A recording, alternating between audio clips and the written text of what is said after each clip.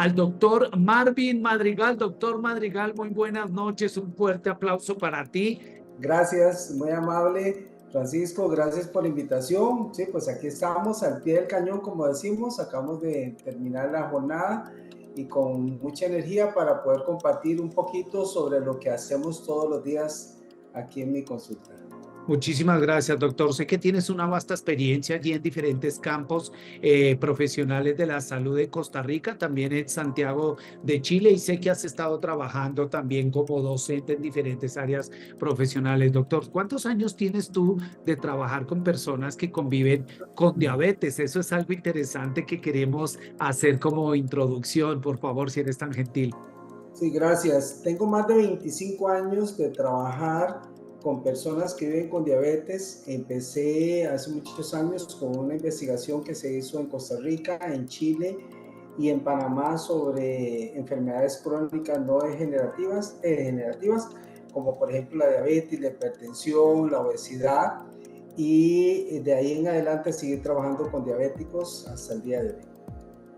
Ok, perfecto, doctor. Y quería también saber, y obviamente nosotros entendemos que la diabetes es un flagelo muy fuerte para toda Latinoamérica y creo que para el mundo entero, pero creo que tú nos tienes buenas noticias para las personas que conviven con diabetes, ¿verdad? En esta noche vamos a poder platicar acerca de eso y tienes esas buenas nuevas, doctor. Claro. ¿Puedes hablarnos, por favor, acerca de la diabetes tipo 2, doctor Madrigal, desde el enfoque de las características y quiénes eventualmente podemos padecerlas? Ok, claro. La diabetes tipo 2 es una enfermedad metabólica. Es una enfermedad que tiene que ver ya sea con la producción, con la calidad o con el uso de una hormona que se llama insulina. La insulina es la que se encarga de bajar los niveles de azúcar que están en la sangre. La insulina es una llave que abre un cerrojo para que el azúcar entre por un canal a las células, a cada una de nuestras células. Todas nuestras células necesitan, como el motor de un vehículo de gasolina que necesita gasolina y necesita oxígeno para que haya la combustión, pues nuestras células necesitan oxígeno y necesitan también glucosa, que es el azúcar, para poder vivir. Somos dependientes de esa sustancia que se llama azúcar para producir energía en el núcleo de nuestras células. Entonces, pues el azúcar es necesaria, efectivamente, pero para poder ingresar a la célula requerimos de esa sustancia que se llama insulina, es fundamental. Y entonces, el problema de la diabetes tipo 2 tiene que ver porque no se produce o porque producimos una calidad mala de insulina, producimos una cantidad insuficiente de insulina, o puede ser que produzcamos una cantidad adecuada, pero los cerrojos donde llega la insulina no funcionan. Eso es lo que se llama resistencia a la insulina. Aunque la persona produzca insulina, puede ser que sus músculos, sus órganos se hayan afectado y no van a hacer que la insulina surta el efecto. Doctor, nosotros los latinos, no sé si coincides conmigo, pero somos más correctivos que preventivos, ¿verdad? Esperamos a que nos duela la muelita para ir al odontólogo sabiendo que con una sola visita al año podríamos evitar muchísimos desórdenes a ese nivel. Pero ¿de qué porcentaje de la población, doctor, estamos hablando que padece diabetes hoy en día, al menos en México? Bueno, a nivel de América es interesante. Algunos estudios y proyecciones que se habían hecho para el 2030 se estimaba que entre el 12 y el 15% de la población iban a sufrir de diabetes tipo 2.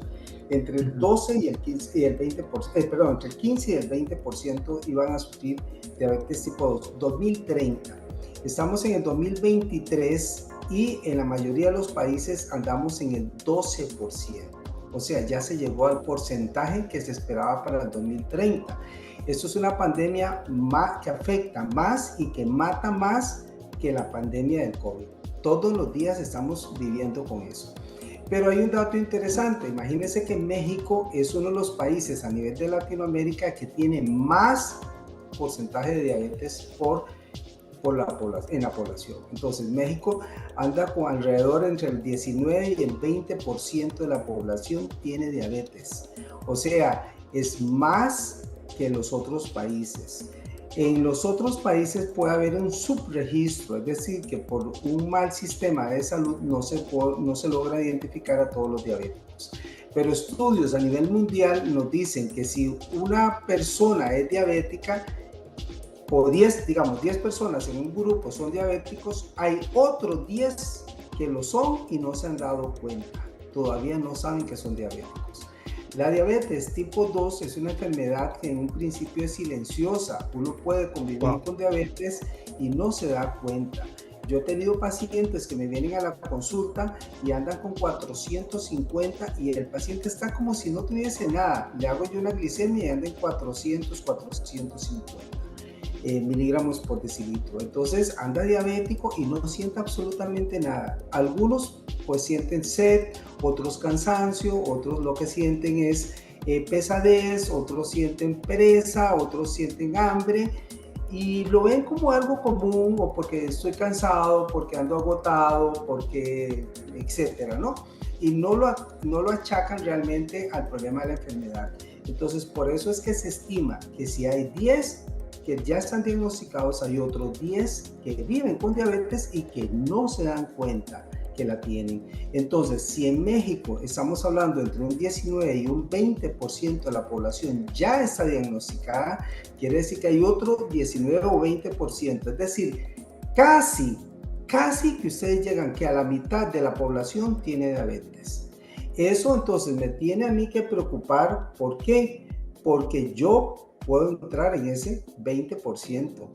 Porque en mi familia más cercana, a los que viven conmigo, la probabilidad de que uno o dos tengan diabetes o desarrolle diabetes es muy alta, muy alta. La diabetes es una enfermedad que se ha vuelto una pandemia, pero viene arrasando las poblaciones de manera increíble. Y usted decía, los latinos nos dejamos para después. Sí, eso es cierto. Pero además hay estudios que evidencian que los latinos tenemos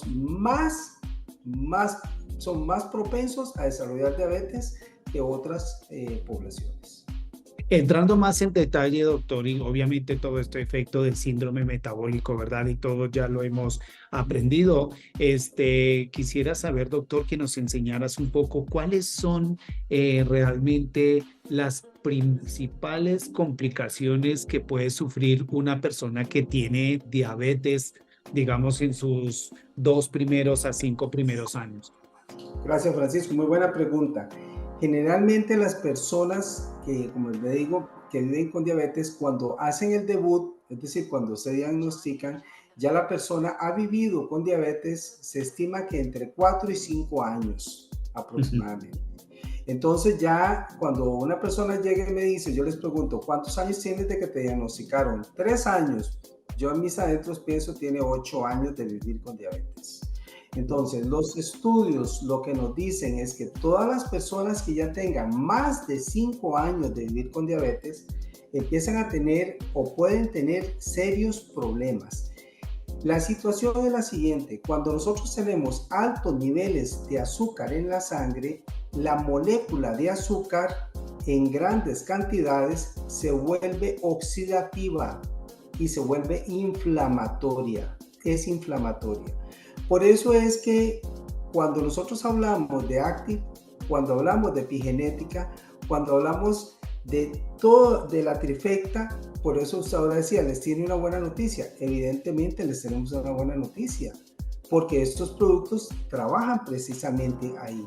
¿Qué es lo que hace el azúcar en la sangre? Inflama, produce una inflamación crónica generalizada en la mayoría de los tejidos de nuestro organismo, y es una inflamación que no es igual al chichote que se le hace a uno cuando se golpea, que se le hace una pelota y un golpe y eso es inflamado, y la gente ve eso como inflamado. Efectivamente, eso es una inflamación aguda localizada.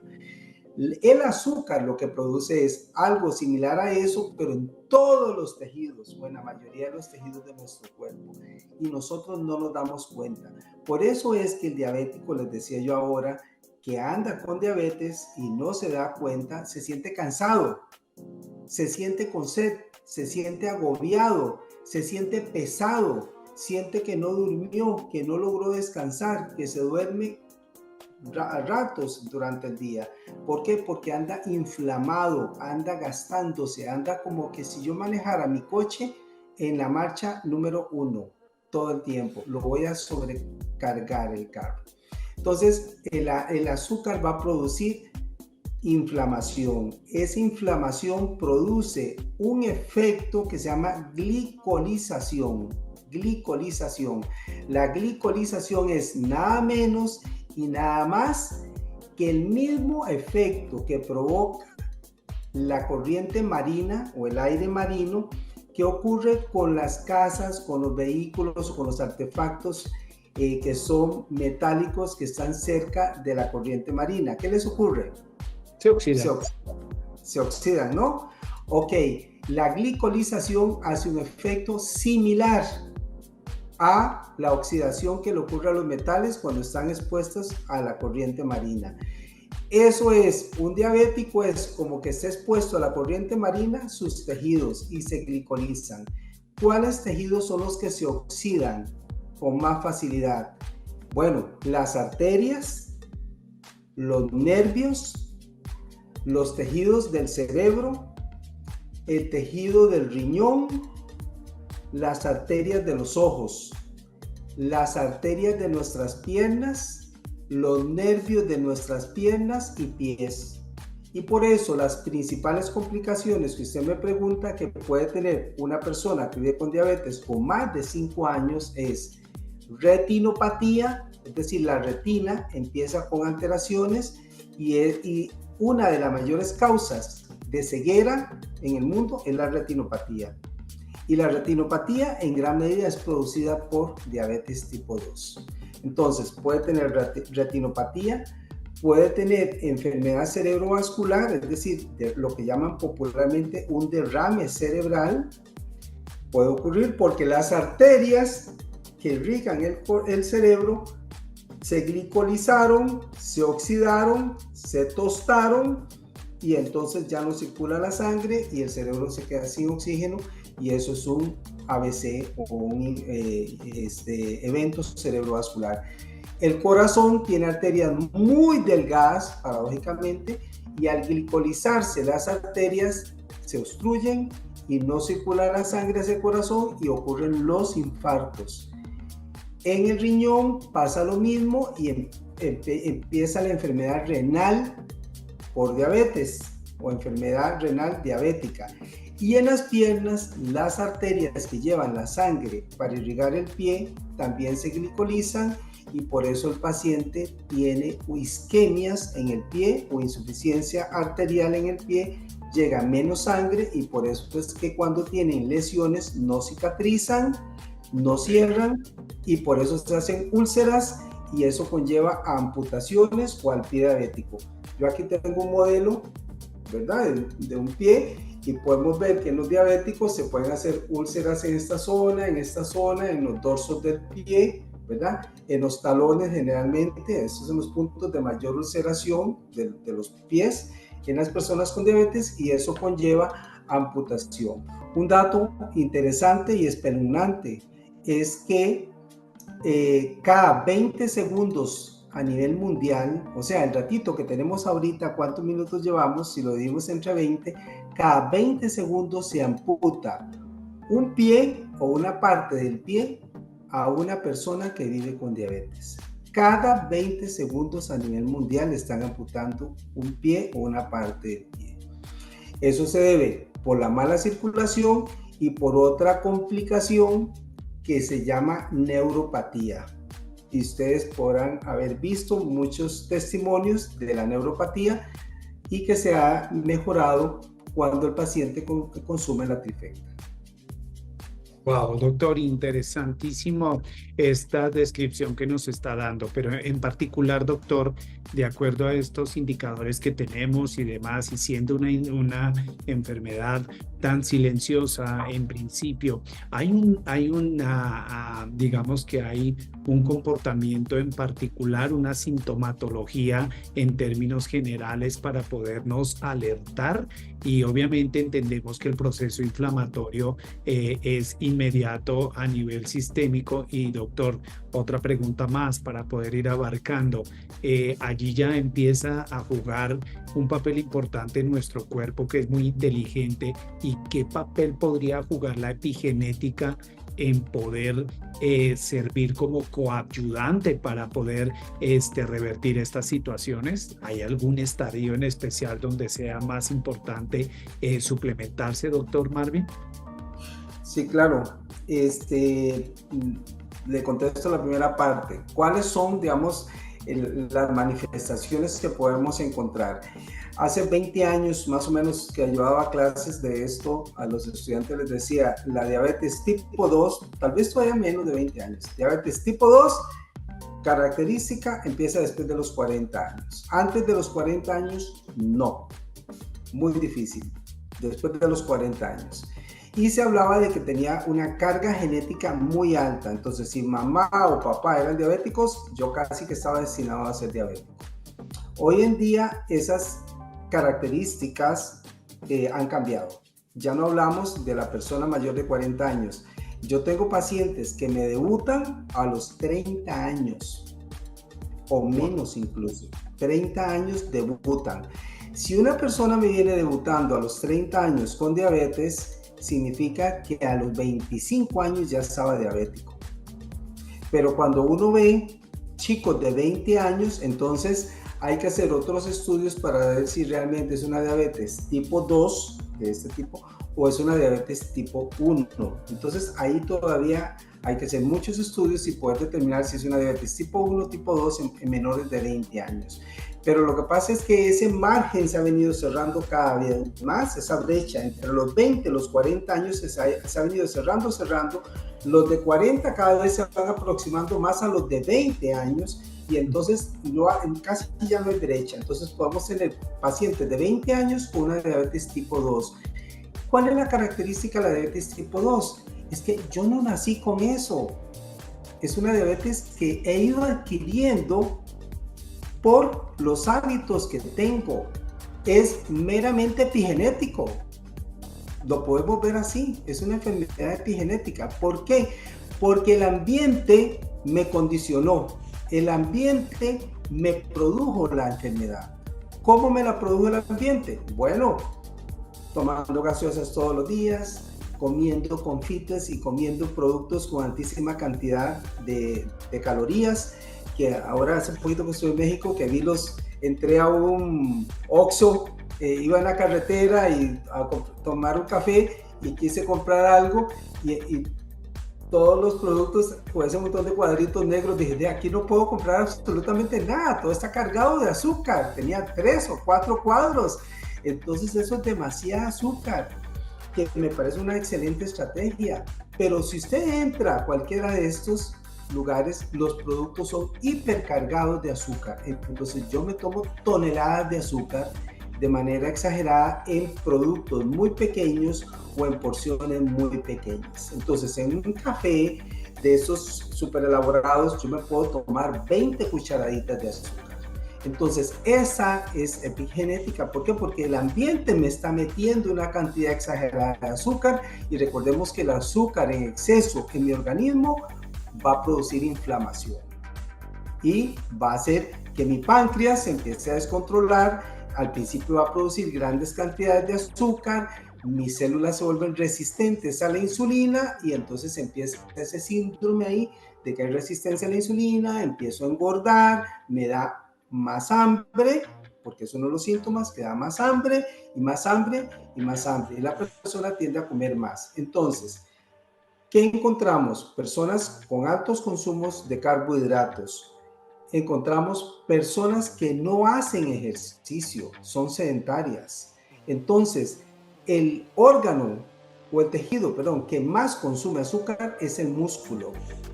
El músculo. Pero si yo no muevo mi músculo, que está diseñado para moverse, para jalar, para alzar, para traccionar, y si yo lo tengo en reposo todo el día, el músculo se vuelve perezoso y no consume ese azúcar.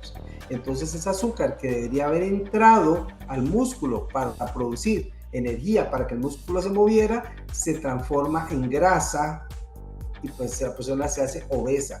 Ese es la otra manifestación, obesidad, que es otra pandemia que tenemos hoy en día. La obesidad va a producir más resistencia a la insulina. O sea, aunque el páncreas te produzca insulina, no va a funcionar por la gran cantidad de grasa que tenemos. Entonces, esos elementos, mala alimentación, sedentarismo, obesidad, y el que antes tenía un papel preponderante, que era la herencia, resulta que la herencia pasa casi que a último lugar. Ya no es tan importante que mi mamá o mi papá sean diabéticos. Sí es importante, pero no es tan importante porque vean aquí cómo juega la epigenética. Yo puedo traer el gen de diabetes porque mi mamá o mi papá es diabético, pero si yo me cuido, si yo hago una vida saludable, si yo hago ejercicio, si yo tomo antioxidantes, si yo tomo una dieta balanceada, voy a evitar que ese gen se exprese y yo desarrolle la diabetes. Entonces, aunque mi mamá o mi papá sean diabéticos, yo no estoy condenado a ser diabético. Por eso es que yo digo que esto es una enfermedad en donde la epigenética nos juega trampa o nos va a nuestro favor. Doctor Marvin, en ese sentido, digamos que al tiempo de suplementarnos, hoy en día, tengo que decirlo con mucho respeto, pero con criterio, hay muchísima demagogia en términos de suplementación. ¿Cuál es realmente la suplementación que encontramos dentro de la trifecta de Actives, es decir, como coadyuvante? Realmente cuál es el recurso más importante de ellos aplicados a esta, digamos, afección o patología? Claro, si utilizamos este producto que es el Genomex, pues el Genomex nos va a ayudar a reorganizar. Recordemos que el Genomex va a evitar que los genes que son de la enfermedad se expresen. Entonces, el gen de la diabetes es un gen de enfermedad, entonces el Genomex nos puede ayudar a evitar de que ese gen se exprese. Partamos, yo particularmente, mi mamá y sus dos hermanas, como digo yo, son diabéticas. Yo tengo un factor de herencia para ser diabético, pero si yo tomo Genomex, yo puedo silenciar esa expresión. Entonces, puedo tener aquí una protección. Si yo no he desarrollado diabetes, yo puedo tener aquí una protección porque silencio eso. Evidentemente, yo la tengo que silenciar con esto, pero yo tengo que tener ejercicio, tengo que tener actividad física, tengo que tener una alimentación saludable, tengo que tomar agua, tengo que hacer todo lo posible para alejarme de los carbohidratos lo máximo posible para poder no desarrollar. Entonces, esto me va a ayudar. Además, esto va a hacer que nosotros desarrollemos todos los antioxidantes principales en nuestro organismo. Entonces, esos antioxidantes, recuerden que el azúcar es un oxidante. Es un inflamatorio. Entonces, el Genomex va a empezar a trabajar desde esa perspectiva con el glutatión, por ejemplo, que nos va a ayudar a liberarnos de la cantidad de radicales libres que nosotros tenemos. ¿Por qué? Todos producimos radicales libres. En este momento que yo estoy hablando, que estoy pensando, que me estoy moviendo, estoy produciendo una cantidad de radicales libres. Pero mi organismo va a hacer los mecanismos para ir eliminando esos. Si yo tomo Genomex, la capacidad de eliminar esos radicales libres es mayor. Si yo soy diabético, esa producción de radicales libres se puede duplicar, triplicar, cuadruplicar, o no sé, dependiendo de mi síndrome metabólico que yo tenga o de mi incapacidad metabólica que tenga, voy a tener más radicales libres. Entonces me voy a cargar cada vez más de radicales libres. Esto me ayuda a eliminar esos radicales libres que estoy produciendo. Entonces, una persona con diabetes, que viva con diabetes, toma esto, va a liberarse de radicales libres, su condición general va a mejorar, su estado de ánimo va a mejorar y eso va a hacer que la persona tenga incluso más deseo de hacer actividad física.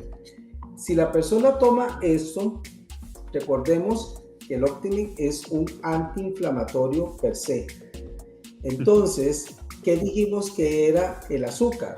Un inflamatorio crónico y un inflamatorio general en el organismo. Este nos va a ayudar de manera significativa a la fase inflamatoria del organismo. Cuando el organismo pierde inflamación, entonces mejora la capacidad del uso de la insulina. Entre más inflamado esté mi organismo, más resistencia a la insulina tengo. ¿Qué significa? Que entre más inflamado esté, es como el cerrojo de la casa de la playa, que yo tenga la llave y la meto en el cerrojo, pero el cerrojo está oxidado por el viento marino. Entonces, esto es como el lubricante que yo le puedo poner al cerrojo para meter la llave y poder abrir el cerrojo. Entonces, este es un antiinflamatorio que nos va a ayudar. Y el link, definitivamente, recordemos que en el intestino es el nacimiento o es la cuna de las enfermedades crónicas, como la diabetes. Entonces, cuando hacemos esto, mejoramos nuestra microbiota, mejoramos la absorción y evitamos absorciones inadecuadas. Cuando estamos inflamados y el intestino también se inflama, hay absorciones de elementos que vienen en la comida que no deberíamos de absorber. Y hay malas absorciones también, sobre todo no se absorben algunos nutrientes que son necesarios para tener una mejor calidad de vida. Entonces, esto nos va a ayudar, esto va a mejorar también la función cerebral, que en muchas personas la función cerebral se va a ver afectada. Denme un segundo que se me va a apagar mi batería, un segundo. Ya, doctor, muchísimas gracias. Voy por tiempo, doctor, sé que me estás escuchando y voy a formular la siguiente pregunta, doctor. Siempre hemos hablado y otro profesional de la salud ha hablado de nuestros productos como la trifecta perfecta y sabemos que somos realmente un suplemento alimenticio que va a marcar la diferencia, que está establecido sobre una formulación con un respaldo científico y demás. Pero, doctor Marvin, ¿hay en particular para una acción mucho más efectiva de nuestra trifecta alguna recomendación en términos de dieta para pacientes diabéticos? Claro. Vean, nosotros no hablamos de dieta específicamente porque cuando a la persona se le habla de dieta se siente restringido y se siente castigado. Generalmente nosotros lo que hablamos es de una alimentación saludable, un estilo de vida saludable. Entonces, lo que nosotros hacemos es, o lo que toda persona diabética o no diabética debemos de hacer es reducir al máximo el consumo de carbohidratos. Recordemos que los carbohidratos terminan transformándose de una manera muy rápida en azúcar. Entonces, yo me como una porción de pan y el pico insulínico es rapidísimo, ¿verdad? Se eleva muy rápido. Igual como si me tomo una gaseosa, una cola de esas, se lo toma, es rapidísimo. Ese se llama índice glicémico, es decir, es la capacidad que tiene el producto de subir el azúcar en la sangre de manera rápida, como un cohete que sube al cielo. Ese es el índice glicémico.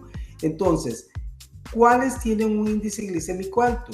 Los carbohidratos refinados, galletas, panes, pasteles, tortas, todo este tipo de cosas tienen un índice glicémico hiper elevado. Algunas frutas son con un índice glicémico más elevado que otras. Las frutas tienen glucosa, se llama fructuosa. Y lo que ocurre con algunas personas es que la fruta la convierten en jugos. Cuando la fruta se convierte en jugo, ¿qué es lo que estoy haciendo? Extrayendo la fructosa y me estoy tomando la fructosa. Dios hizo las frutas, las que hizo con cáscara, es porque necesitan cáscara. Y las cáscaras que son comestibles, Dios las hizo porque así deberíamos de comernos. Por ejemplo, yo no debo de pelar una manzana, tengo que comérmela con cáscara. No debo de pelar un mango, tengo que comérmelo con cáscara, porque la cáscara es fibra y la fibra hace que el pico insulínico, glicémico o el índice glicémico sea menor. El arroz refinado, el arroz blanco, tiene un índice glicémico así, soplado. Cuando yo como arroz integral que tiene la grasa, esa grasa o esa parte integral evita que el índice glicémico sea tan alto, entonces no me sube tanto el azúcar. Si yo me como un pan blanco, sube soplado.